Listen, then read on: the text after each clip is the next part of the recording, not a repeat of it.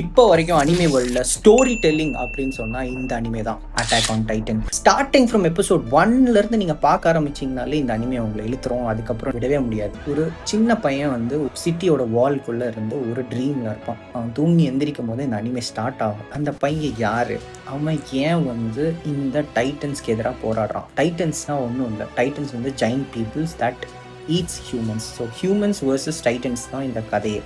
ஏன் இந்த டைட்டன்ஸ்லாம் இந்த ஹியூமன்ஸை சாப்பிட்றாங்க, ஏன் இந்த ஹியூமன்ஸ்லாம் எதிர்த்து போராடுறாங்க, ஏன் இந்த ஒரு வால் இருக்கும், அந்த வால்குள்ளே இவங்க ஒரு சிட்டி பில்ட் பண்ணி அங்கே தான் இருப்பாங்க. இந்த வால்க்கு பியாண்ட் போனால் அந்த டைட்டன்ஸ் வந்து அவங்க சாப்பிட்ருவாங்க.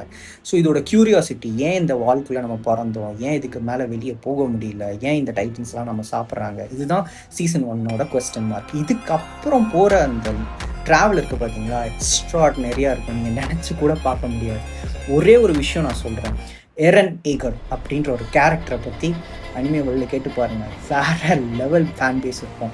வித்தியாசமான ஒரு ஸ்டோரி டெல்லிங், இப்படி தான் போகும் அப்படின்ற ஒரு கான்செப்டில் இருந்து அப்படியே மாறிடும். ஒரு செகண்டில் எல்லாமே மாறிடும். Twist and turns each seasons இருக்குது. எல்லா சீசனுமே டாப் ரேங்கிங் இருக்கும். ஸோ நீங்கள் அனிமே பார்த்துட்டீங்க அப்படின்னா attack on Titan the last attack வந்து ஜூலை 24 நம்ம தேட்டர்ஸ்க்கு, இந்தியன் தேட்டர்ஸ்க்கு பிவிஆர் ரிலீஸ் பண்ண போகிறாங்க.